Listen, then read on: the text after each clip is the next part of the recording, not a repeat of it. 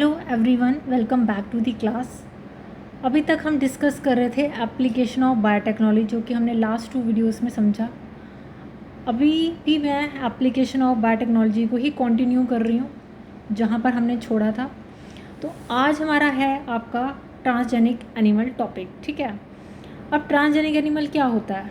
जैसे कि यहाँ पर डिफ़ाइन किया गया है कि animal that have had their DNA intentionally change to carry and express an extra foreign gene are called transgenic animal. यानी कि हम डीएनए के साथ मैन्युपुलेट कर रहे हैं और उसमें किसी दूसरे सोर्स से जीन को उठाकर इसमें डाल रहे हैं। That is the transgenic animal.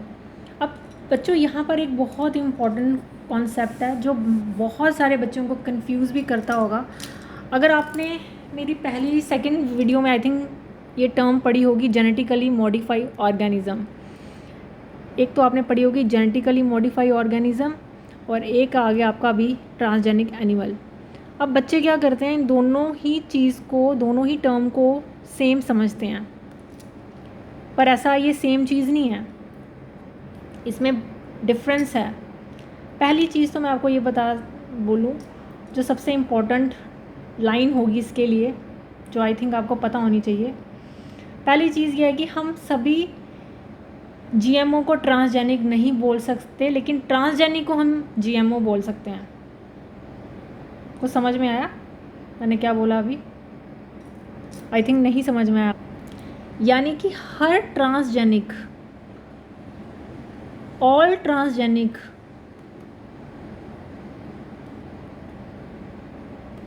जितने भी ट्रांसजेनिक होते हैं वो सब क्या होते हैं? जेनेटिकली मॉडिफाई होते हैं। लेकिन जीएमओ, बट यहाँ पे लिखो, but GMO are not transgenic. ये बहुत बहुत ज़्यादा इम्पोर्टेंट है। मुझे नहीं बहुत सारे बच्चों को ये कन्फ्यूज़न है और यहाँ पे आपको ये पॉइंट बिल्कुल मैं अच्छे से क्लियर करूँगी। ठीक है, तो इसको एक बार फिर से देख लो कि जीएमओ और ट्रांसजेनिक में क्या डिफरेंस है। सबसे पहले तो आपको ये लाइन समझनी चाहिए। इस लाइन का क्या मतलब हुआ कि all transgenic are GMO but GMO are not transgenic. क्या मतलब हुआ इसका? अब इस कन्फ्यूजन को दूर करते हैं। देखो, जीएमओ में दरअसल क्या होता है, जीएमओ जो होता है ना, वो आपका एक ग्रुप है, अम्ब्रेला टर्म समझ लो इसको। यानी कि इसमें आप क्या करते हो, किसी भी ऑर्गेनिज्म का जो हम डीएनए ले रहे हैं ना, इसमें जीएमओ में जो डीएनए होता है जिसमें मॉडिफिकेशन कर रहे हैं, मैन्युपुलेट कर रहे हैं, लेकिन यहाँ पर हम किसी अदर ऑर्गेनिज्म से डीएनए नहीं लेते। मतलब इसमें उस सेम ऑर्गेनिज्म जिसके अंदर वो डीएनए है, ये ऑर्गेनिज्म है, इसी के डीएनए में हम क्या मॉडिफाई करते हैं, हम कुछ बाहर से नहीं डालते इसके अंदर। हम सिर्फ इसके अंदर या तो कोई जीन को अगर हमें साइलेंट करना है, मैनिपुलेट किस तरीके से करें, हम 3 तरीके से कर सकते हैं इसमें मैनिपुलेट। या तो हो सकता है कि मान लो हमें किसी जीन को साइलेंट करना है, तब हम इसके अंदर मॉडिफाई करेंगे, तो आपका वो जेनेटिकली मॉडिफाई हो गया। यानी कि सिंपल शब्दों में बात करूं तो कहने का मतलब है कि यहाँ पर हम किसी और सोर्स से जीन नहीं ले रहे, मतलब कोई फॉरेन जीन हम इसमें नहीं इंसर्ट कर रहे हैं उस ऑर्गेनिज्म के अंदर। जबकि ट्रांसजेनिक एनिमल में हम क्या कर रहे हैं कि जैसे कि बीटी कॉटन में आपने देखा, बीटी कॉटन में हमने क्या किया, यानी कि उसमें हमने जो वो बैक्टीरिया था बैसिलस थ्यूरेंजिसिस बीटी, है ना, जो टॉक्सिन बना रहा था, हमने क्या किया, इसकी जीन को निकाला। ये आपका पहला ऑर्गेनिज्म आ गया, जो पहला। दूसरा आपका आ गया प्लांट। प्लांट का तो अलग चीज़ है, प्लांट का अपना जीनोम है। अब हमने क्या किया कि किसी दूसरे ऑर्गेनिज्म से जीन ली और प्लांट में डाल दी, इसको बोलते हैं ट्रांसजेनिक। ठीक है, इसको क्या बोलते हैं? ट्रांसजेनिक। लेकिन जीएमओ में हमने सिर्फ और सिर्फ क्या किया कि उसी ऑर्गेनिज्म के अंदर जो हमने जीन के अंदर मॉडिफिकेशन की, या तो हमने उस जीन को साइलेंट किया, अगर किसी वजह से उस जीन के अंदर किसी का एक्सप्रेशन काफ़ी कम हो रहा है, तो हम क्या करते हैं कि उसके एक्सप्रेशन को बढ़ाने के लिए कुछ बाहर से नहीं डालते, बल्कि उसके प्रमोटर में कुछ बदलाव लाएंगे ताकि उसका एक्सप्रेशन जो है वो बढ़ना शुरू हो जाए। अगर किसी का ओवर एक्सप्रेशन है तो हमें उसको साइलेंट करेंगे, यानी कि उसके खुद के डीएनए में, सेम डीएनए के अंदर ही हम उसमें कुछ चेंजेस लाएंगे। ठीक है, उस तरीके से हम उसको मॉडिफाई करते हैं। और ट्रांसजेनिक में हम किसी और सोर्स से जीन डाल रहे हैं, जैसे कि मैंने बीटी कॉटन का आपको केस समझाया। ठीक है, उसी को हम बोलते हैं ट्रांसजेनिक। यानी कि ये सबसे इंपॉर्टेंट है, ये एग्ज़ाम में पूछा जा सकता है, जहाँ पे आपको ये भी लिखा जा सकता है कि GM ऑप्शंस के अंदर कि क्या GMO are transgenic but transgenic are not GMO, तो इसमें कंफ्यूज मत होना, ये लाइन देख लेना, all transgenic are GMO but GMO are not transgenic, ठीक है। अब जैसे मैं आपको एक एग्जांपल देती हूँ, मान लो दो दोस्त हैं, रोहन और प्रिया, ठीक है। अब जो रोहन है, ठीक है, इसकी कोई साइकिल होगी, ठीक है। अब ये क्या करता है कि अपने साइकिल का जो पुराना ब्रेक होता है ना इसका, वो निकाल देता है। ये इसका ब्रेक होगा, हो सकता है ख़राब हो गया हो, तो इसने क्या किया कि अब ये उस ब्रेक की जगह पे कोई नया ब्रेक लगाएगा। अब ये जो ब्रेक यहाँ पर ब्रेक लगाएगा अपनी साइकिल की, तो ये किसी दूसरे साइकिल की ही ब्रेक लगा रहा है, यानी कि भले ही दूसरे साइकिल की ब्रेक लगा रहा है पर है तो सेम ही स्पीसीज, सेम मान लो इसको फॉर एग्जांपल कि सेम स्पीसीज है, ठीक है, सेम ही है ना। तो उसको इसने ब्रेक चेंज कर दी। अब उस चेन को चेंज किया, लेकिन साइकिल पर नया पेंट भी कर दिया उसने। अब मुझे ये बताओ, रोहन की साइकिल तो बदल तो गई, उसने अपना पेंट भी कर दिया और ब्रेक भी चेंज कर दी, मॉडिफाई हो गया, लेकिन क्या उसमें कोई ऐसी चीज़ लगी जो साइकिल की फैमिली से बाहर हो? मतलब ये तो फैमिली के ही हुए साइकिल, किसी दूसरी साइकिल से ब्रेक लगा दिया, किसी बाहर की फैमिली को यूज़ किया इसने? स्कूटर का ब्रेक लगाया क्या इसने? कार का ब्रेक यूज़ किया? नहीं किया ना, साइकिल का ही यूज़ किया, यानी कि अपने ही फैमिली का ही यूज़ किया। तो इसको बोलते हैं GMO, यानी कि जेनेटिकली मॉडिफाई। हमने DNA तो बदला पर कुछ बाहर से नहीं डाला, उसी के जीन्स को थोड़ा चेंज किया, स्विच ऑफ किया, एडजस्ट कर दिया, डैट इज़ द GMO, ठीक है। अब बात करते हैं प्रिया की। अब प्रिया क्या करती है, इन दोनों के पास बाईसाइकिल थी। अब प्रिया क्या करती है, उसने अपनी बाईसाइकिल ली, ठीक है, लेकिन उसने क्या किया, उस साइकिल के पीछे एक छोटा रॉकेट या प्लेन का जो इंजन होता है, जेट इंजन, वो लगा दिया। ये साइकिल था, इसके साथ इसने क्या कर दिया, जेट इंजन लगा दिया। अब ये मुझे बताओ कि ये जो जेट इंजन साइकिल का जो जेट इंजन है, क्या वो साइकिल का पार्ट था? नहीं, वो तो एरोप्लेन दूसरी कैटेगरी में आ जाता, यानी कि एरोप्लेन का था। अब वो साइकिल में उसने फ़िट कर दिया, फ़िट तो कर दिया। अब मुझे ये बताओ, ये क्या साइकिल की फैमिली से है, ये एरोप्लेन से आया है और उसने मॉडिफाई कर दिया।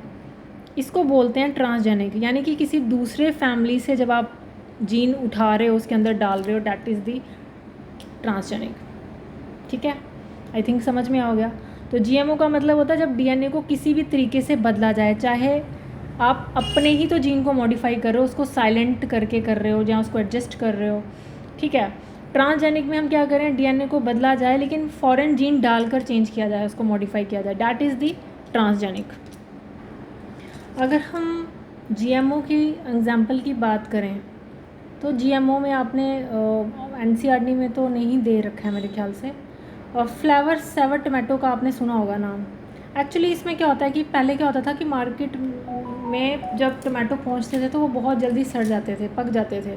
तो साइंटिस्ट ने क्या किया, इसके पास एक एंजाइम होता है पॉली ग्लैक्टोयूरिनेज, इस तरीके का कोई एंजाइम होता है इसके पास। ये क्या करता है कि उसकी स्किन को नरम करके उसे जल्दी सड़ा देता है, जल्दी पका देता था, और वो मार्केट से पहुंचने से पहले ही वो पकने लग जाते थे और फिर वो सड़ जाते थे। तो साइंटिस्ट ने क्या किया, जीन को साइलेंट करने के लिए RNA इंटरफेरेंस का यूज़ किया, टेक्निक का। इसमें टमाटर की इस जीन को इन्होंने, इस जीन को, ये जो ये वाली है ना जो जल्दी सड़ाती है, इस जीन को उन्होंने साइलेंट कर दिया, स्विच ऑफ कर दिया। अब ये लंबे समय तक फ्रेश रहेंगे। तो that is the example of genetically modified organism. यहाँ पे आपने कोई कुछ बाहर से डाला नहीं ना, सिर्फ आपने उसी जीन को ही मॉडिफाई किया साइलेंट करके, डैट इज़ द GMO, ठीक है। इसको आप ट्रांसजेनिक में यूज़ नहीं कर सकते, ये एग्जाम्पल नहीं है ट्रांसजेनिक की। ये किसकी एग्जाम्पल है, आपकी।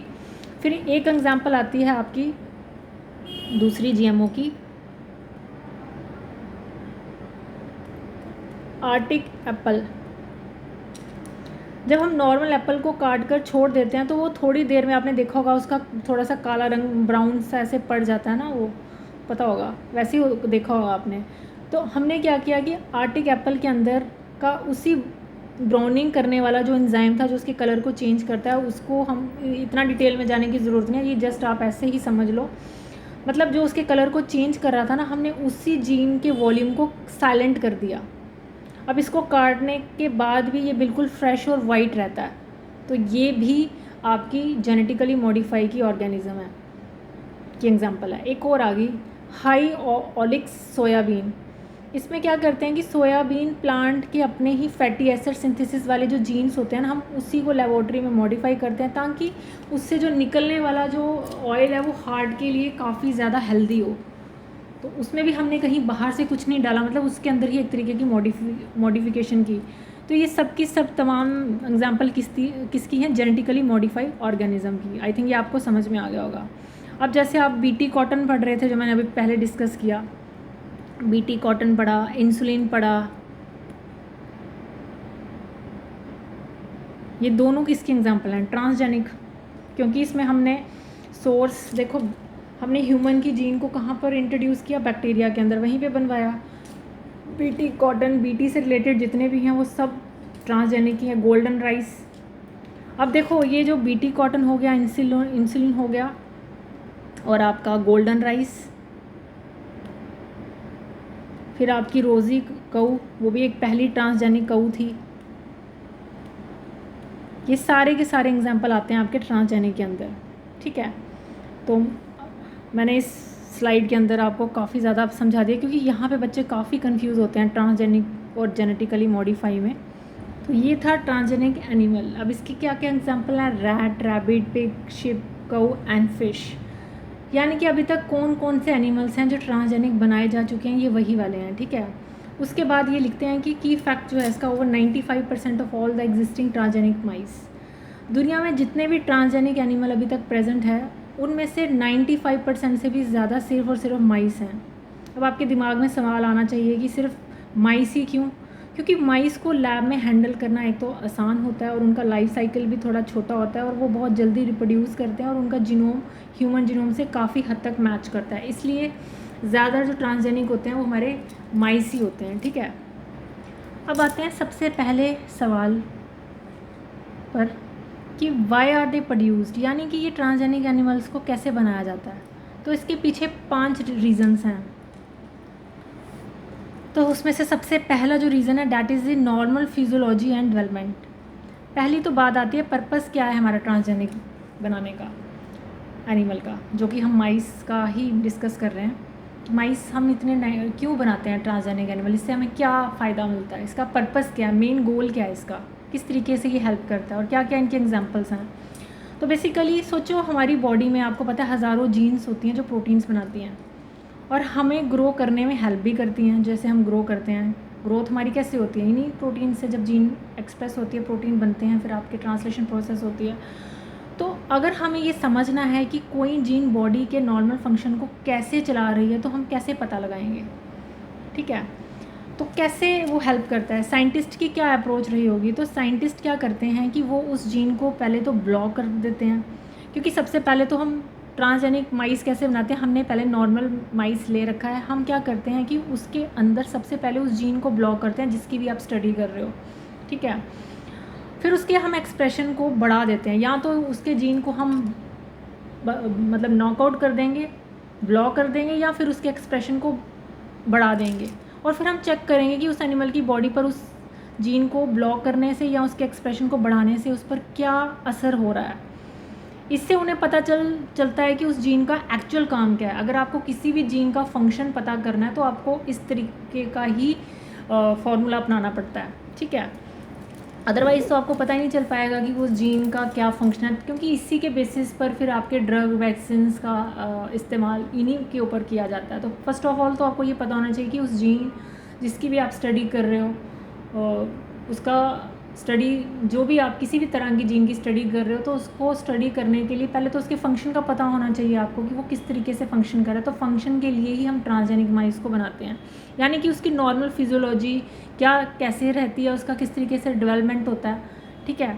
तो इस तरीके से ये करते हैं। तो सबसे पहले एग्जाम्पल की बात कर लेते हैं। जैसे हमारी बॉडी में मान लो कि एक कॉम्प्लेक्स ग्रोथ फैक्टर होता है जिसको बोलते हैं इंसुलिन लाइक ग्रोथ फैक्टर, और आपको पता है कि ये ग्रोथ के लिए सबसे ज़्यादा इम्पॉर्टेंट है। ये जो आप देख रहे हो insulin growth factor, this insulin like growth factor होता है, ये किसके लिए रिस्पॉन्सिबल होता है? ये ग्रोथ के लिए रिस्पॉन्सिबल होता है, ठीक है। ये ग्रोथ के लिए काफ़ी ज़रूरत है। अगर हम इस ट्रांसजेनिक माउस के अंदर इस जीन को अल्टर कर दें, मतलब अगर मैं इस जीन को, ये जो इंसुलिन लाइक ग्रोथ फैक्टर है, ठीक है, अगर मैं इसको अल्टर कर दूं और फिर देखें कि उसकी ग्रोथ पर क्या असर पड़ रहा है, जैसे कि क्या उसकी हाइट रुक गई या ऑर्गन ढंग से डेवलप नहीं हुए, तो हमें इस इंसुलिन ग्रोथ फैक्टर का नॉर्मल फंक्शन बिल्कुल क्लियर समझ आ जाएगा, ठीक है। तो कहने का मतलब ये है कि ट्रांसजेनिक एनिमल का मतलब क्या होता है कि जिसका डीएनए को मैनिपुलेट करके हमने फॉरेन जीन डाला गया उसके अंदर। सबसे ज़्यादा पाए जाने वाला ट्रांसजेनिक एनिमल कौन सा है? आपका माइस, जो 95% से भी ज़्यादा है। अब नॉर्मल फिजियोलॉजी की स्टडी करने के लिए हम कौन सा कॉम्प्लेक्स ग्रोथ फैक्टर के लिए एग्जांपल लेते हैं, यानी कि इंसुलिन ग्रोथ फैक्टर, ठीक है। तो ये आपको समझ में आया होगा। तो यानी कि नॉर्मल फिजियोलॉजी स्टडी समझने के लिए हमें बल्ब और स्विच की एनालॉगी मैं आपको समझाती हूँ। सोचो एक बोर्ड पर बहुत सारे स्विचेस हैं और आपको नहीं पता कि कौन सा स्विच किस बल्ब का है, ठीक है। आप क्या करोगे कि एक स्विच को ऑफ करोगे और देखोगे कौन सा बल्ब बंद हुआ। बस जेनेटिक इंजीनियरिंग में भी हम यही करते हैं कि हम एक जीन को पहले ऑफ करते हैं और देखते हैं कि बॉडी का कौन सा फंक्शन जो है वो बंद है या फिर चेंज हुआ है। तो ये सिनेरियो है इस पूरी स्लाइड में जो मैं समझाने की कोशिश कर रही हूँ, जो आपको समझ में भी आया होगा, ठीक है।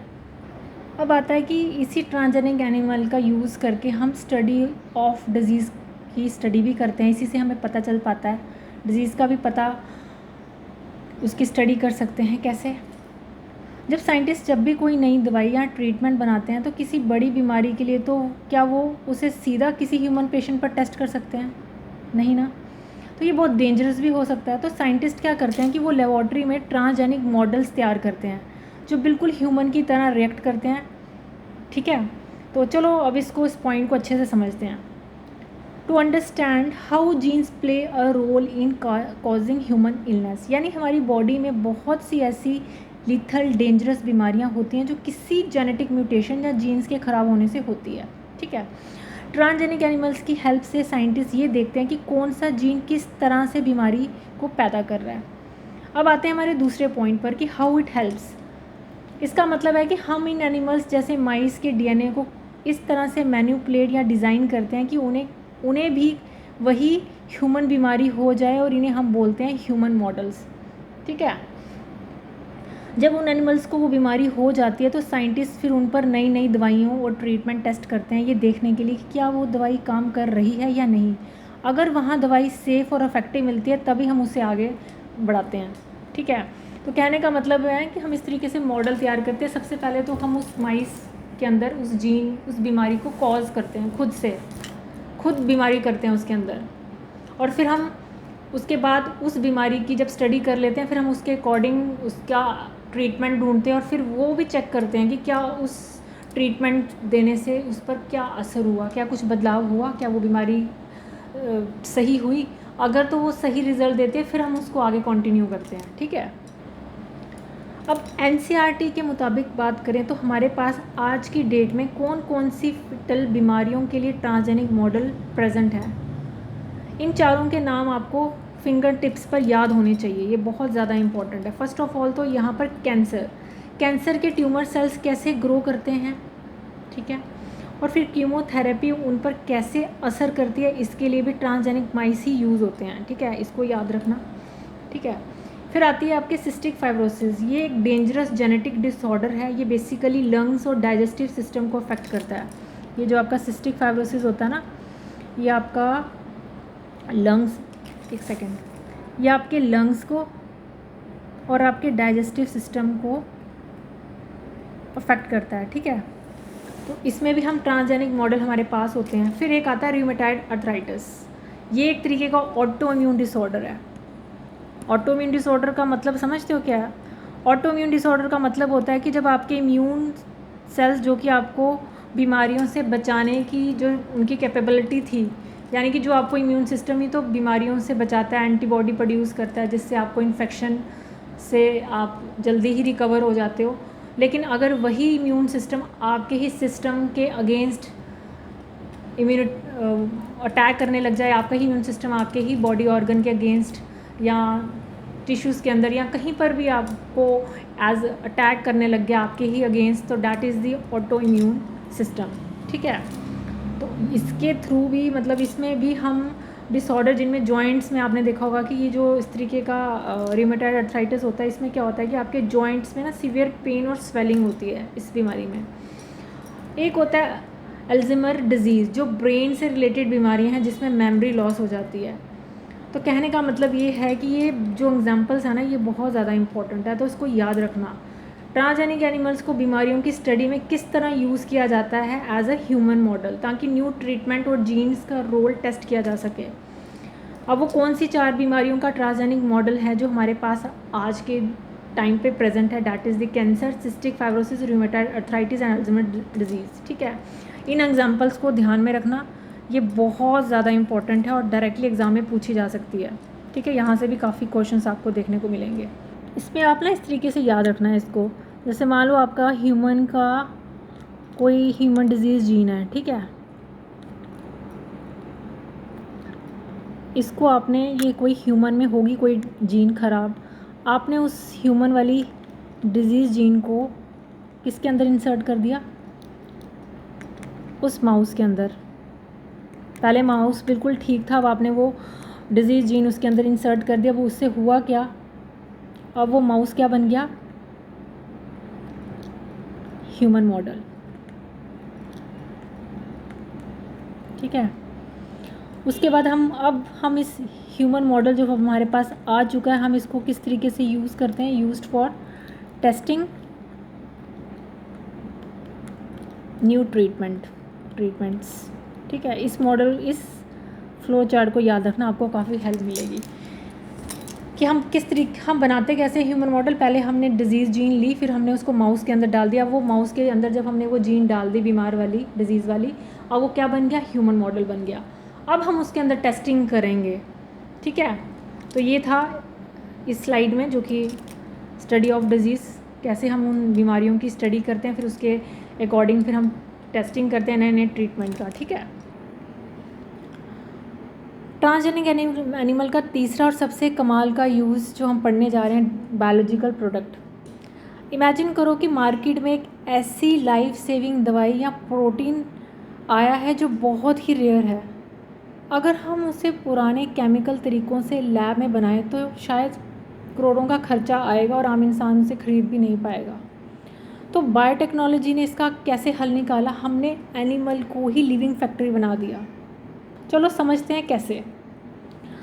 सबसे पहला पॉइंट पर आते हैं, purpose to produce useful medicine and protein that are otherwise very expensive to make. हमें पता है कि अगर हमें इस तरीके की यूज़फुल मेडिसिन जो कि काफ़ी रेयर है, अगर हम ऐसे उसको पुराने तरीके से लैब में बनाना शुरू करेंगे तो वो काफ़ी ज़्यादा एक्सपेंसिव हो सकती है। तो फिर हम कैसे उसे बनाएं? तो होता क्या है कि क्योंकि वो बहुत ही नामुमकिन हो जाता है। अगर हम प्रोटीन और मेडिसिन ऐसी होती हैं जिन्हें केमिकल सिंथेसिस से बनाना लगभग नामुमकिन या बहुत ही ज़्यादा एक्सपेंसिव हो जाता है, तो फिर हम क्या करते हैं कि हम उस प्रोटीन को, यानी कि जो ये प्रोटीन है इसको कोड करने वाली जो जिस जीन से ये बन रहा है ना, ठीक है, उसको हम क्या करते हैं, इसको निकाल कर उठाकर ऐसे एनिमल में डाल देते हैं, जैसे फॉर एग्ज़ाम्पल आपने काऊ में डाल दिया या फिर शीप के अंदर डाल दिया। ठीक है, अब होगा क्या कि जब ये एनिमल्स मिल्क प्रोड्यूस करेंगे तो उस मिल्क के साथ साथ हमें वो महंगा ह्यूमन प्रोटीन बिल्कुल फ्री में मिल जाता है, और इसी प्रोडक्शन से कॉस्ट भी आपकी बहुत कम हो जाती है। आई थिंक हुआ ना ये सबसे कमाल का तरीका, क्योंकि जिस प्रोटीन को हम केमिकली सिंथेसिस तरीके से जो इम्पॉसिबल था उसको बनाना, तो अगर हम इस तरीके से करें, उसको काऊ और या शीप के अंदर बनाना शुरू करें, तो हमारा प्रोडक्शन जो कॉस्ट है वो बहुत कम हो जाती है। ठीक है, अब आते हैं उन 2 एग्जाम्पल पर जो आपको सबसे बेस्ट फिंगर टिप्स पर आपके होनी चाहिए, क्योंकि बहुत ज़्यादा इम्पोर्टेंट है। सबसे पहला नाम आता है अल्फ़ा-1 एंटीट्रिप्सिन। अभी है क्या एक्चुअल में, ये एक ह्यूमन का ही प्रोटीन है। ठीक है, और इसको प्रोड्यूस किया जाता है by the transgenic animal use to treat emphysema, जो कि एक तरीके का एक लंग डिजीज़ है, ठीक है। Similar attempts are being made for treating phenylketonuria and cystic fibrosis. First of all तो ये टर्म आपने जो इसमें दे रखी है एपिसेमा, जो कि एक तरीके का लंग डिजीज़ है, ठीक है।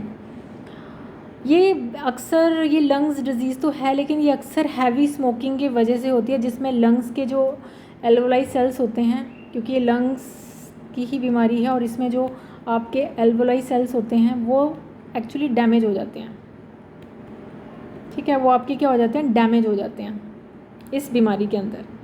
अब इसका सोल्यूशन क्या है, इस बीमारी के इलाज के लिए ह्यूमन प्रोटीन चाहिए होता है, जिसको हम बोलते हैं यही अल्फ़ा-1 एंटीट्रिप्सिन। तो साइंटिस्ट ने क्या किया कि ट्रांसजेनिक एनिमल के ज़रिए इस प्रोटीन को बड़े स्केल पर बनाया है। और ध्यान से नोट करो स्लाइड की आगे की लाइन, जिसमें लिखा गया है similar attempts are being made for treating PKU and cystic fibrosis, यानी इन बीमारियों के लिए भी ऐसी ही कोशिशें चल रही हैं। ये तो हमने बनाए इन दोनों बीमारियों को भी इस तरीके से बनाए जाने की कोशिशें चल रही हैं, ठीक है। तो याद रखना कि हमने क्या किया, ये जो एपिसेमा डिजीज़ है, जो कि एक तरीके की लंग डिजीज़ है, जिसके अंदर एल्वोलाई सेल्स डैमेज हो जाते हैं, तो हमने क्या किया कि ह्यूमन में जो ये एंटीट्रिप्सिन वाली जो जीन है अल्फ़ा-1 एंटीट्रिप्सिन, ठीक है, हमने ट्रांसजेनिक एनिमल के ज़रिए इस प्रोटीन को हमने बड़े स्केल में बनाना शुरू कर दिया, इस प्रोटीन को। और ये वही प्रोटीन है जो इसका इलाज है, इस प्रोटीन को, ठीक है। ये जो प्रोटीन है ये इसी बीमारी का इलाज है एक तरीके का, ठीक है। अब आता है दूसरी एग्जांपल,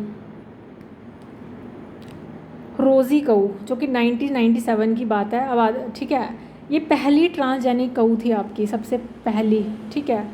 और ये जो प्रोड्यूस हुई थी ह्यूमन प्रोटीन इनरिच्ड मिल्क से। याद रखना इसका एयर ना, ये पूछा जाता है एग्ज़ाम में। अब होता क्या है कि दुनिया की ये पहली ऐसी कऊ थी जिसके मिल्क में नॉर्मल गाय से अलग एक ख़ास प्रोटीन मिलता है, और वो कौन सा प्रोटीन है, ह्यूमन अल्फ़ा लैक्टल एल्बुमिन, ठीक है। ये मिल्क के अंदर पाया जाता है, ख़ास प्रोटीन हमें मिलता है इसमें, ठीक है। अब इस मिल्क में क्या होता है कि 2.4 ग्राम पर लीटर प्रोटीन था, ठीक है। नॉर्मल काऊ मिल्क की अगर हम बात करें, जैसे कि ह्यूमन बेबीज़ के लिए डाइजेस्ट करना थोड़ा मुश्किल होता है, और उसमें वो न्यूट्रिशन नहीं होता है जो माँ के दूध में होता है, ठीक है। उसमें वो न्यूट्रिशन नहीं होता है जो माँ के दूध में होता है। इसीलिए रोज़ी का जो मिल्क था वो काफ़ी ज़्यादा न्यूट्रिशनल बैलेंस था ह्यूमन बेबीज़ के लिए than the natural cow milk, क्योंकि इसमें ह्यूमन स्पेसिफिक प्रोटीन आ गया था, ठीक है। तो एक बार मैं फिर से रिवाइज़ कर दूँ, ये था इस पूरी स्लाइड में। तो जो हमारे पास एक तो पहले तो इस स्लाइड में ये सबसे इम्पॉर्टेंट आती है आपकी ये बीमारी एपिसेमा, जो कि एक लंग डिजीज़ है, ठीक है, जिसमें आपका एल्वोलाई सेल्स डैमेज हो जाता है। तो इसके ट्रीटमेंट के लिए हमने कौन सा प्रोटीन बनाया, ट्रांसजेनिक द्वारा अल्फ़ा-1 एंटीट्रिप्सिन। ये इसका ट्रीटमेंट के लिए हमने इस प्रोटीन को बनाया, ठीक है, प्रोड्यूस किया इसको ट्रांसजेनिकली। पहले ट्रांसजेनिक कऊ का नाम और उसका एयर क्या था वो याद रखना, ठीक है। तो एक तो ये एग्जांपल होगी। दूसरा जो कि रोज़ी कऊ की मैं बात कर ही रही हूँ, मिल्क में कौन सा ह्यूमन प्रोटीन आ जाता है, जिसकी क्वांटिटी क्या थी, और ह्यूमन में वो कौन सा प्रोटीन था और कितने ग्राम पर लीटर था, ये भी आप एग्ज़ाम में याद रखना, ठीक है। अगर आपने ये तीनों पॉइंट याद रख लिए ना, तो इस टॉपिक पर आपका एक भी क्वेश्चन गलत नहीं होगा, ठीक है। तो ये अब आपको समझ में आया होगा, क्योंकि बड़े बड़े अक्षरों में बॉक्स में ये मुझे लगता है लिखना चाहिए आपको अपनी कॉपी में हाईलाइट करके, ताकि आपको ये याद रहे चीज़ें। हमारा तीसरा एप्लीकेशन आए थे वैक्सीन सेफ्टी, मतलब अब वैसे हम क्या पढ़ रहे हैं, ट्रांसजेनिक एनिमल का हम किस तरीके से यूज़ करते हैं। तो अब आता है हमारा तीसरा वैक्सीन सेफ्टी। देखो, जब भी कोई नई वैक्सीन बनती है तो क्या उसे आप सीधा मार्केट में बेच सकते हो, बेच दी जाती है वो? नहीं, क्योंकि पहले इंश्योर किया जाता है कि वो इंसानों के लिए 100% सेफ़ हो। और इस काम में हमारे ट्रांसजेनिक एनिमल्स कैसे हमारी जान बचाते हैं, चलो इसी स्लाइड से हम समझते हैं। तो सबसे पहला आता है हमारा वैक्सीन सेफ्टी। तो किसी भी नए वैक्सीन का ह्यूमन ट्रायल करने से पहले उसे ट्रांसजेनिक एनिमल पर टेस्ट किया जाता है, ताकि उसके साइड इफ़ेक्ट्स का पता चल सके। अब ये कैसे हेल्प करते हैं? Transgenic mice are use to test the safety of the polio vaccine.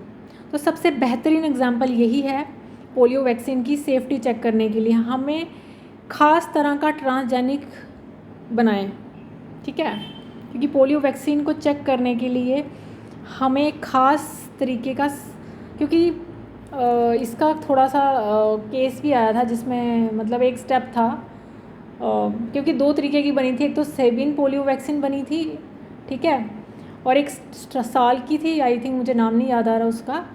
तो उसमें एक स्टेप था इनएक्टिव वाला, इनएक्टिव जो करना था पोर्शन उसका, तो आई थिंक वो लाइव था, तो बहुत सारे लोगों को पोलियो हो चुका था उसमें एक ख़राब स्टेप की वजह से, मतलब उसको ट्रीट नहीं किया था प्रॉपर तरीके से।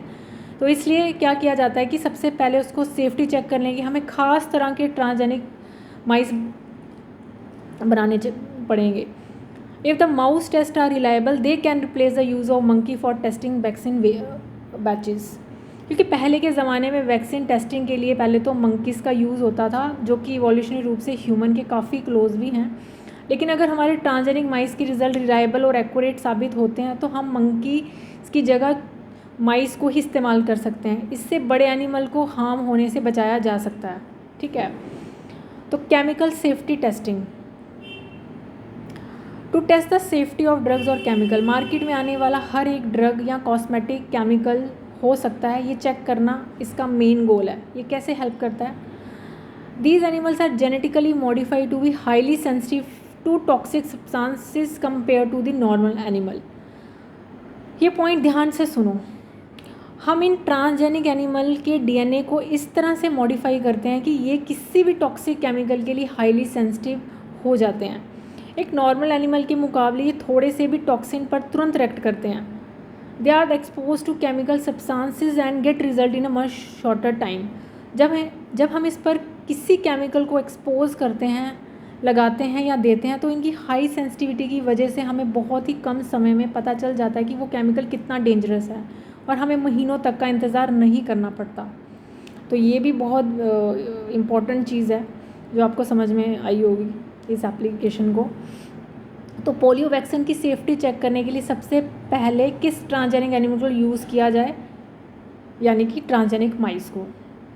अगर माइस का टेस्ट रिलायबल आते हैं तो वो किसी एनिमल को रिप्लेस कर सकते हैं, जैसे कि मंकीज़ को, ठीक है। टॉक्सिसिटी टेस्टिंग वाले ट्रांसजेनिक एनिमल तो नॉर्मल एनिमल से अलग कैसे होते हैं, क्योंकि वो टॉक्सिक सब्सटेंस के लिए काफ़ी ज़्यादा सेंसिटिव होते हैं, जिसके रिजल्ट बहुत ही शॉर्ट टाइम में मिल जाते हैं, ठीक है। और दूसरी चीज़, आई थिंक ये, अगर आपको इस स्लाइड में पिछली किसी भी स्लाइड में कोई डाउट है तो आप बिना किसी हेजिटेशन के मुझसे कमेंट में पूछ सकते हैं, ठीक है। तो माइस में हमने क्या किया, माइस को जब माइस पे टेस्ट हो जाता है ना, फिर हम उसको रिप्लेस करते हैं मंकी से। मान लो आपने जो वैक्सीन की टेस्टिंग की, अगर वो इसमें सक्सेसफुल मतलब रिलायबल मिल जाती है आपको, देन फिर आप उसको अगला टेस्ट करते हो मंकीज़ के ऊपर। फिर बहुत सारे ट्रायल्स होते हैं, देन फिर वो ह्यूमंस में, फिर जाकर वो ह्यूमन तक पहुंचती है, ठीक है। दूसरी बात, टॉक्सिसिटी टेस्टिंग की अगर मैं बात करूँ ना, जैसे कि मैंने एक्सप्लेन कर ही दिया, एक आपने प्लांट सुना होगा टच मी नॉट, छुई मुई जिसको बोलते हैं हिंदी में। जैसे वो प्लांट को आप थोड़ा सा टच करते हो, वो तुरंत देखा होगा आपने, वो मुरझा जाता है। सेम ठीक वैसे ही ट्रांसजेनिक माइस ना थोड़े से टॉक्सिन पर तुरंत रिजल्ट दिखा देता है। तो इस तरीके से हम टॉक्सिसिटी में केमिकल जो ड्रग्स जो केमिकल्स होते हैं उनके लिए हम इस तरीके की टेस्टिंग करते हैं। अब आते हैं एथिकल इश्यूज़ एंड रेगुलेशन। देखो, अभी तक हम बायोटेक्नोलॉजी के काफ़ी बड़े बड़े बेनिफिट्स देख रहे थे, चाहे कैसे हमने एग्रीकल्चर में बायोटेक्नोलॉजी का यूज़ किया, किस तरीके से हमने क्रॉप की यील्ड बढ़ाई, और फिर हमने अभी मेडिसिन में इंसुलिन का देखा आपने, और वैक्सीन की टेस्टिंग के लिए भी आपने देखा, फिर हमने सुपर मिल्क बनाने वाली कऊ भी बनाई। लेकिन एक पल के लिए सोचो, अगर हर इंसान लैब में अपनी मर्ज़ी से किसी भी एनिमल या प्लांट को ऐसे डीएनए चेंज करना शुरू कर दे, मैनिपुलेट करना शुरू कर दे, तो उससे क्या होगा? मतलब अगर कोई देख रेख करने वाला ही नहीं होगा तो पूरा इकोसिस्टम आपका बिगड़ सकता है। तो आज हम यही पढ़ने जा रहे हैं कि कैसे इसको कंट्रोल करने के लिए क्या क्या नियम है, ठीक है। तो बेसिकली प्रॉब्लम क्या है, सबसे पहली बात तो ये है, जैसे कि यहाँ पे लिखा है the manipulating of living organism by human need, जो ह्यूमन अपनी नीड के अकॉर्डिंग मैन्युपुलेट करता है लिविंग ऑर्गेनिज्म को, उसके लिए स्ट्रिक्ट रेगुलेशन की रिक्वायरमेंट तो होनी ही चाहिए, क्योंकि इंट्रोड्यूस जब आप करते हो genetically modify organism into the ecosystem तो उससे अनप्रिडिक्टेबल रिजल्ट्स आते हैं, ठीक है।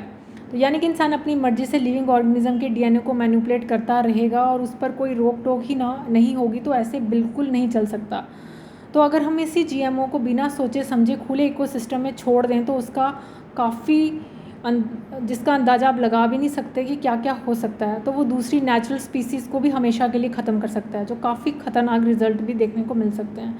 तो अब जब प्रॉब्लम इतनी बड़ी है तो हल क्या है, तो सॉल्यूशन पर आते हैं। तो इसलिए इसके लिए इसको हैंडल करने के लिए इंडियन गवर्नमेंट ने एक सेटअप की एक ऑर्गेनाइजेशन जिसका नाम है GEAC। फर्स्ट ऑफ ऑल तो आप इसको स्टार मार्क से इसकी फुल फॉर्म लिख लो, जेनेटिक इंजीनियरिंग अप्रूवल कमेटी, ठीक है। अब ये बायोटेक की दुनिया की सुप्रीम कोर्ट है, ऐसा समझ लो इसको। किसी भी साइंटिस्ट को अगर इंडिया में जीएम क्रॉप्स या ऑर्गेनिज्म पर काम करना है तो उसे इस कमेटी से परमिशन लेना कंपलसरी है, ठीक है। अब इसके क्या क्या रूल्स हैं इसको देख लेते हैं। पहला तो आता है the validity of GM research. पहले तो ये चेक करना है कि जो रिसर्च चल रही है क्या वो सही है, क्या ये उसके पीछे का लॉजिक वैलिड है या वो बस एक ख़तरनाक एक्सपेरिमेंट है, ठीक है। दूसरी चीज़ the safety of introducing GM organism for public use like food and medicine. अगर कोई साइंटिस्ट कहता है कि मैंने एक नया जीएम राइस बनाया है जो लोग खा सकते हैं, तो GEAC पहले चेक करेगी क्या ये पब्लिक यूज़ के लिए और खाने के लिए या फिर मेडिसिन के रूप में 100% सेफ़ है या नहीं। तब तक GEAC उसको ग्रीन सिग्नल नहीं देती, तब तक कोई भी जीएम प्रोडक्ट मार्केट में या खेत में नहीं लाया जा सकता। तो इसीलिए सबसे पहले हमें इनकी परमिशन लेनी पड़ती है। फर्स्ट ऑफ ऑल तो आपका टारगेट क्लियर होना चाहिए कि जो आप इस तरीके की जीएम क्रॉप्स बना रहे हो क्या उसका बेनिफिट है ह्यूमन के लिए, क्या वो सेफ़ है, तभी हम उसको उसी के अकॉर्डिंग फिर उसको यहाँ से ग्रीन सिग्नल मिलेगा। अगर लगता है कि उसका मोटिव बिल्कुल सही नहीं है तो फिर उसको नहीं सिग्नल मिलेगा। जैसे कि बीटी ब्रिंजल को तो यहाँ पर नहीं मिला था, ठीक है। तो ये ध्यान में रखना इस चीज़। तो इसीलिए यहाँ पर आपसे ये क्या क्या क्वेश्चन पूछा जा सकता है इस स्लाइड में। पहली चीज़ तो कि प्रॉब्लम क्या है, क्योंकि अगर इस तरीके की हम जेनेटिकली मॉडिफाई हर कोई करता रहेगा तो उससे आपका इकोसिस्टम का बैलेंस बिगड़ सकता है, ठीक है। और दूसरा वो याद रखना कि इसकी प्रॉब्लम क्या है, एक तो प्रॉब्लम पता होनी चाहिए। दूसरा सवाल आपसे ये पूछा जा सकता है कि इंडिया में जेनेटिक मॉडिफिकेशन को रेगुलेट करने वाली बॉडी का क्या नाम है, तो आपका आंसर होना चाहिए GEAC, और इसकी फुल फॉर्म भी याद रखना, जेनेटिक इंजीनियरिंग अप्रूवल कमेटी, ठीक है। तीसरा क्वेश्चन तो ये हो गया। चौथा ये हो गया कि वो किन दो मुख्य बातों पर डिसीजन लेती है। एक तो जीएम रिसर्च की वैलिडिटी, ठीक है। दूसरा पब्लिक यूज़ के लिए ऑर्गेनिज्म की सेफ्टी होनी चाहिए, ठीक है। तो इन दो चीज़ों के ऊपर फोकस रहता है GEAC का। तो ये इस स्लाइड के अंदर चीज़ें जो थी ये आप देख लीजिए, ठीक है, समझ में आया होगा। अब हम आते हैं इस स्लाइड पर जो कि आपको दिख रही है। इसमें टाइटल दिया गया the problem with patent and the basmati rice case. अब ये क्या केस था बासमती का, देखो ये बहुत हम ऐसी कंट्रोवर्सी पर बात करने जा रहे हैं जो सीधे हमारे किचन, हमारे वजूद और हमारे फार्मर के सामने सामान से जुड़ी हुई है, ठीक है। इमेजिन करो कि आपने सालों की मेहनत से एक शानदार पेंटिंग बनाई और कोई पड़ोसी उसे चुराकर उस पर अगर अपना नाम लिख दे और मार्केट में बेच दे तो आपको कैसा लगेगा। ऑब्वियस सी बात है, आपको गुस्सा आएगा। तो हमारे देश के फार्मर के साथ भी कुछ ऐसा ही करने की कोशिश की गई जिसके बारे में हम पढ़ रहे हैं। तो हुआ क्या था, पब्लिक एंगर जो इसमें मेंशन किया गया, एक्चुअली दुनिया भर में लोगों और आम जनता में इस बात का बहुत गुस्सा है कि जो बड़ी बड़ी मल्टीनेशनल कंपनी है वो उन बायोलॉजिकल रिसोर्सेज जैसे प्लांट, जेनेटिक मटेरियल या फिर मेडिसिन हर्ब्स पर पेटेंट ले रही हैं जो उनकी खुद की खोज नहीं है। जिन्होंने पेटेंट लिया उनकी खुद की खोज नहीं है, ठीक है। अब असलियत क्या थी इसके पीछे, इन रिसोर्सेज को हमारे देश के लोकल फार्मर और इंजीनियर्स पीपल, वहाँ के आदिवासी मूल निवासी सदियों से उगाते आ रहे हैं और उन्हें पहचान है और उसे जानते हैं, ठीक है।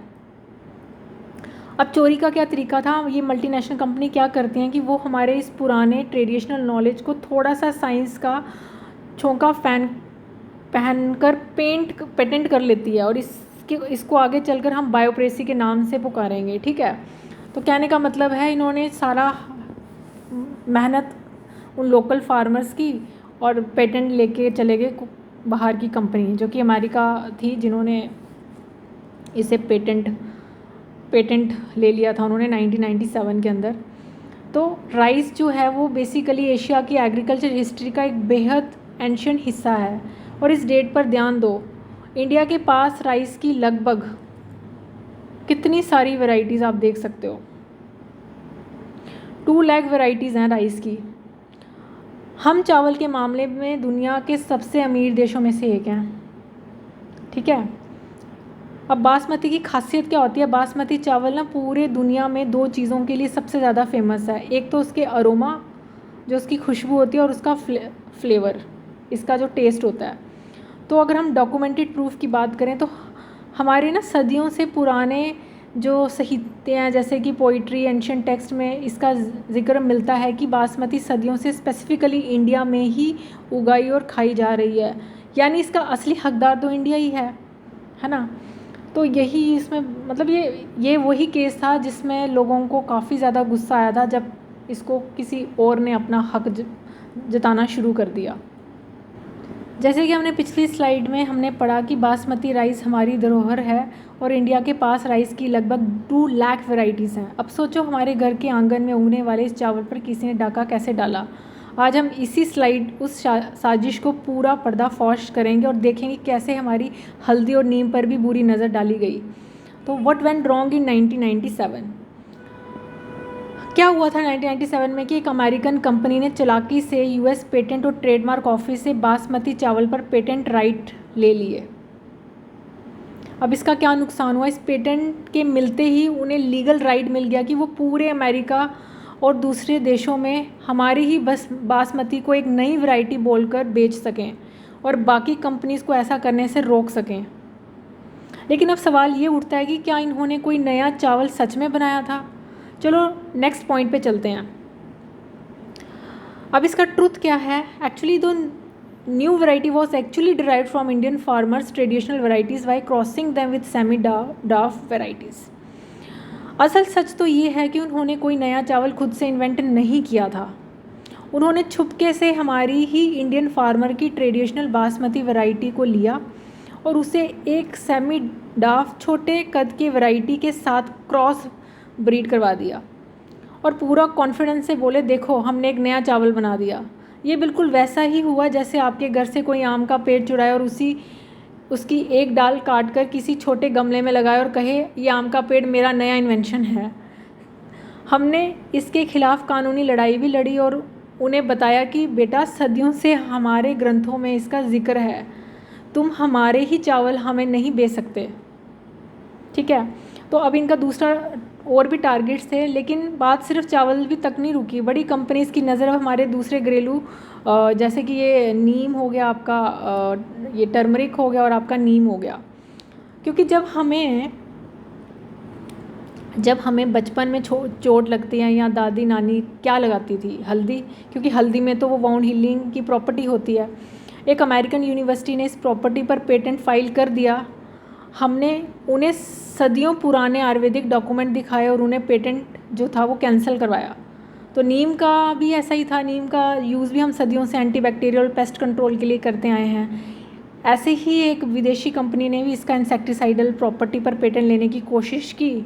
अगर हमने इस पेटेंट के खिलाफ आवाज़ नहीं उठाई होती तो हो सकता था आज हल्दी और नीम यूज़ करने पर भी हमें उन विदेशी कंपनियों से पैसा देना पड़ता, ठीक है। तो ये था वो पूरा का पूरा केस।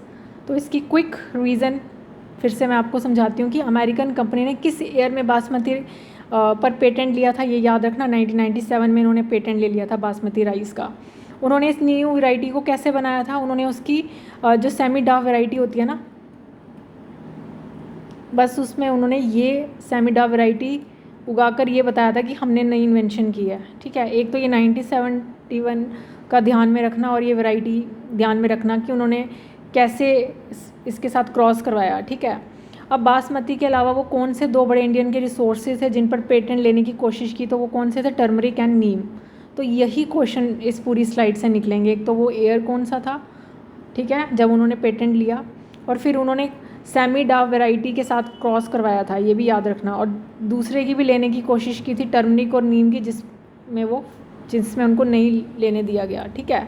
तो ये बहुत ज़्यादा इम्पॉर्टेंट है, इससे यही चीज़ आपसे पूछी जाएगी, और ये एनसीईआरटी में मेंशन किया है, ठीक है, ये एनसीईआरटी में भी आपको मिलेगा, ये मैंने वहीं से उठाया है, ठीक है। ये जो सेमी डाव वैरायटी इन्होंने कैसे एक्चुअली क्या किया ना, इन्होंने इंडियन की जो बासमती थी ना, इसको भी मैं थोड़ा क्लियर कर देती हूँ। इंडियन बासमती को इन्होंने क्या किया, किसके साथ क्रॉस करवाया? सेमी डाव वैरायटी के साथ, ठीक है। और फिर पेटेंट कैसे लिया इन्होंने? इसमें जो इससे क्रॉस करके जो न्यू बासमती बनी ना,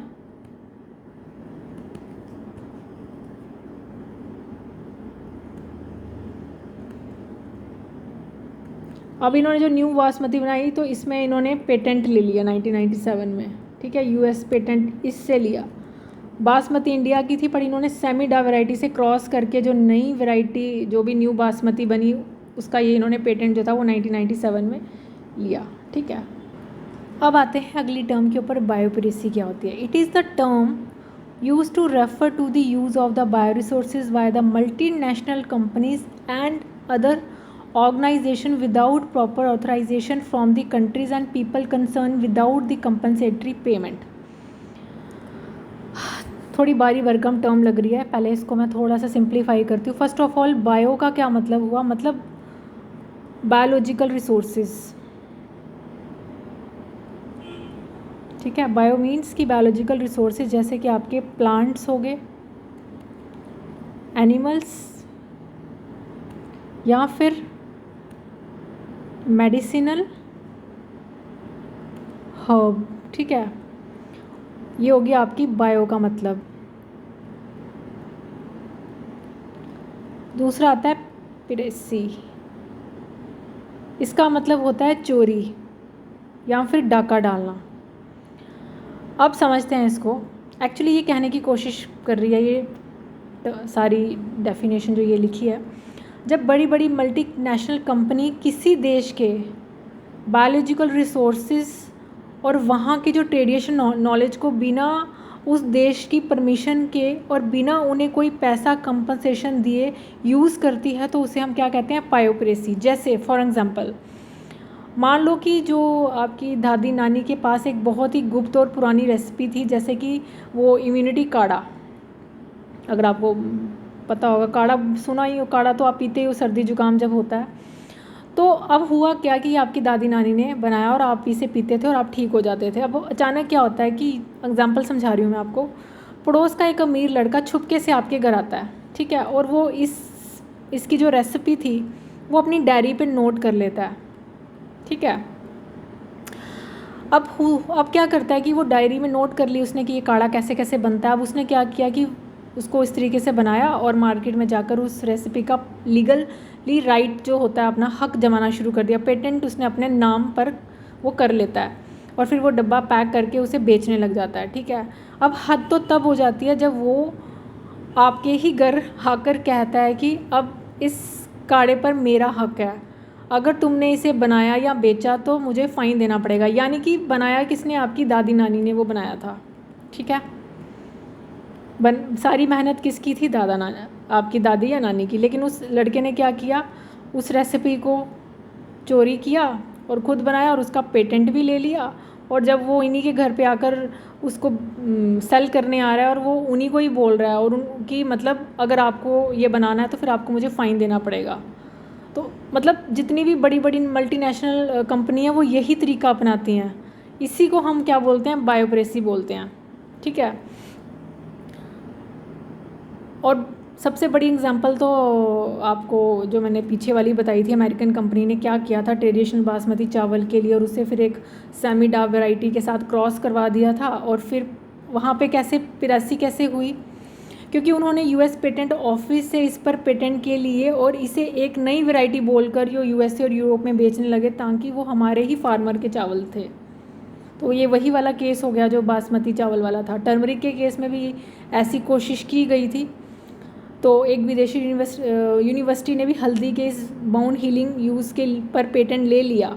इंडिया ने इसका विरोध भी किया था, अपने आयुर्वेदिक ग्रंथ दिखाए और उस पेटेंट को कैंसिल करवाया था, अदरवाइज़ वो भी उनका हो चुका था। तो इसी को हम बायोप्रेसी बोलते हैं, जिसमें वो आप ही की रेसिपी को चोरी किया उसने। आपका ही जो ट्रेडिशनल नॉलेज तो आपको ही थी, उनको तो नहीं थी, तो उन्होंने उसी का यूज़ किया, चुरा लिया, पेटेंट आपसे ले लिया। अब आपका उस पर कोई राइट नहीं, और ना ही उन्होंने आपको कंपनसेट भी दिया। ठीक है, ये समझ में आया होगा। अब सवाल उठता है कि क्या बोलते हैं इसको, कि अब आपके दिमाग में ये आ रहा होगा कि आखिर ये जो बड़े बड़े ये अमीर देश होते हैं, ये क्यों ऐसे करते हैं इस तरीके की चोरी। तो बेसिकली इसके पीछे की कहानी क्या है ना, इसके पीछे का रीज़न जो लॉजिक है वो यही है कि अमीर देशों के पास ना बहुत ज़्यादा पैसा होता है, वो फाइनेंशियली काफ़ी ज़्यादा स्ट्रॉन्ग है, और उनके पास टेक्नोलॉजी भी है। एक तो वो फाइनेंशियली भी सपोर्ट काफ़ी ज़्यादा है, स्ट्रॉन्ग है, टेक्नोलॉजी भी है, बस उनके पास बायोडाइवर्सिटी नहीं है। वही हमारे देश की बात करें तो हम डेवलपिंग देशों के पास बायोडाइवर्सिटी और ट्रेडिशनल नॉलेज भर भर के है, बस हमारे पास हम फाइनेंशियली उतने स्ट्रॉन्ग नहीं हैं, इतनी टेक्नोलॉजी अभी नहीं है उनके मुकाबले। अगर हम अमेरिका से कंपेयर करें तो यही रीज़न होता है इनको चोरी करने का। तो मेजर एग्जांपल इसमें यही आ जाती है, आपकी बासमती राइस आ जाती है, हल्दी आ जाती है, और आपका नीम आ जाता है। तो इसको आप ध्यान में रखो, जो एग्ज़ाम में पूछा जा सकता है। ये जो यहाँ दिया गया है ना ग्लोबल इम्बैलेंस, वही कि जो मोस्ट डेवलप्ड नेशंस होते हैं वो काफ़ी रिच होते हैं financially, but very poor in the biodiversity and traditional knowledge. ठीक है, ऑब्वियस सी बात है, जो बड़े और विकसित देश हैं जैसे कि यूएस, यूरोपियन कंट्रीज़, उनके पास पैसा तो बहुत हैं, लेकिन उनके पास ना बायोडाइवर्सिटी और सदियों पुरानी ट्रेडिशनल नॉलेज बिल्कुल भी नहीं है। वो इस मामले में हमसे काफ़ी पीछे हैं। ठीक है, तो इससे ठीक उल्टा जो हमारे डेवलपिंग या अंडर डेवलप्ड देश हैं जैसे इंडिया हो गया, ब्राज़ील, अफ्रीकन कंट्रीज़, भले उनके पास पैसा कम हो, लेकिन वो कुदरत के ख़जाने, बायोडाइवर्सिटी और दादी नानी के ट्रेडिशनल नॉलेज के मामले में बेहद अमीर हैं। तो होता क्या है कि वही चीज़ जो मैंने अभी बताई आपको, कि अमीर देशों के पास टेक्नोलॉजी पैसा है पर रिसोर्सेज नहीं है। हमारे पास रिसोर्सेज और नॉलेज तो है पर उन्हें कैश करने के लिए टेक्नोलॉजी नहीं है। इसी इम्बैलेंस का फ़ायदा उठाकर अमीर देश हमारे रिसोर्सेज को बिना बताए उड़ा ले जाते हैं यहाँ से। इसी को वही एक्सप्लेन किया गया है। ठीक है, जैसे कि मैंने अभी आपको ये सारा बताया कि किस तरीके से ये अमीर देश क्यों ऐसा करते हैं। तो अब क्या किया गया, अब द पॉलिटिकल काउंटर रिस्पॉन्स, यानी कि धीरे धीरे इंडिया जैसे या फिर बाकी डेवलपिंग देशों को भी इनजस्टिस का एहसास हुआ, तो उन्हें समझ आया कि अगर हमने जल्दी ही कोई कानून नहीं बनाया तो इसी तरीके से अमीर देश हमारी सदियों पुरानी धरोहर को कानूनी ढंग से अपना बना लेंगे। तो इसलिए उन्होंने कानून की ये दीवार जो बनाई, इसलिए इन देशों ने अपने अपने लॉज बनाना शुरू कर दिए ताकि इन अनएथोराइज्ड एक्सप्लॉयटेशन बिना परमिशन को रोका जा सके। तो फिर इंडिया ने मास्टर स्ट्रोक इंडिया का जो मास्टर स्ट्रोक था वो यही था कि ये आपके बोर्ड और कॉम्पिटिटिव एग्ज़ाम में सीधा क्वेश्चन बनता है, इंडिया का एक्शंस जो इसमें लिखा गया है।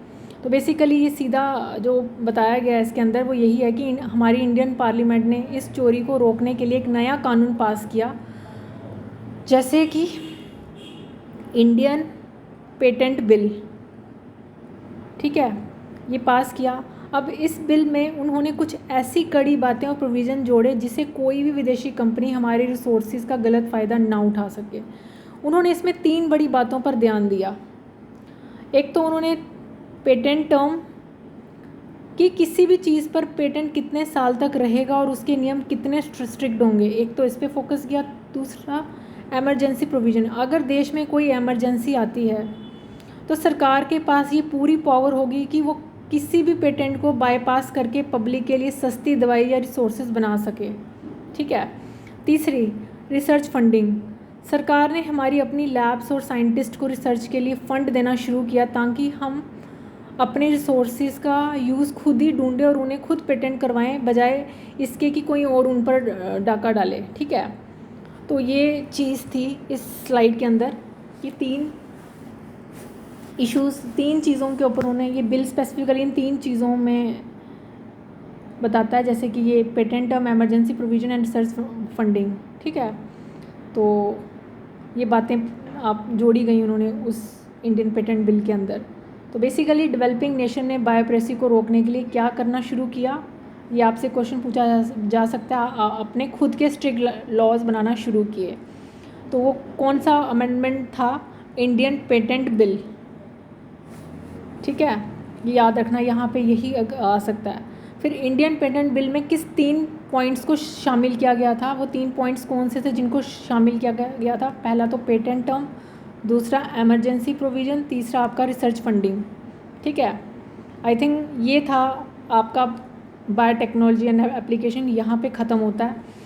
और अब आपको इसमें काफ़ी सारी चीज़ें मैंने पूरी कंप्लीट कर दी है इंडियन एप्लीकेशन। फिर भी इसमें कोई सवाल होगा तो आप कमेंट में पूछ सकते हैं। अब मेरी जो नेक्स्ट स्लाइड आने वाली, नेक्स्ट जो वीडियो आएगी, उसमें हम सिर्फ़ और सिर्फ जितने भी मैंने अभी तक चैप्टर्स कवर किए, जो 2 चैप्टर्स मैं कवर कर चुकी हूँ एनसीईआरटी के, biotechnological principle and processes and second is the application of the biotechnology. अब इन 2 चैप्टर्स में जितने भी आपके क्वेश्चंस बनते हैं मैं वो सब लेकर आऊँगी। तो अगला वीडियो उस पर होगा मेरा, ठीक है। तो इसको ध्यान रखना। अब इसको थोड़ा सा ना एक चीज़ मैं इसको पॉइंट में लिख लेना, इस वाली ये जो इंडियन पेटेंट बिल है, आप अपनी कॉपी में ना इसको इस तरीके से लिख लेना ताकि एग्ज़ाम के पॉइंट ऑफ व्यू से, या फिर मैं आपको समरी भी दे सकती हूँ ताकि आप इसको समरी की टर्म में, हर एक उसकी जो चैप्टर है उसकी समरी के रूप में। तो ठीक है, ये आपका इंडियन पेटेंट बिल था जो आपका सेकंड अमेंडमेंट था। इसमें वो 3 पॉइंट कौन से इंक्लूड किए गए थे? एक तो ये पेटेंट टर्म, ठीक है, आपका emergency provision and third one is a research funding, ठीक है। इस तरीके से इसको याद रखने का, क्योंकि ये बनता है आपके को इस पे क्वेश्चन। तो ठीक है, फिर हम अगली वीडियो पे क्वेश्चंस लेकर आएंगे और जितने भी बनते हैं, ताकि एग्ज़ाम में किसी भी तरीके का अगर क्वेश्चंस आ सके इन दोनों चैप्टर्स में, आप इजीली उसको सॉल्व कर सको। तो ठीक है, फिर थैंक यू सो मच।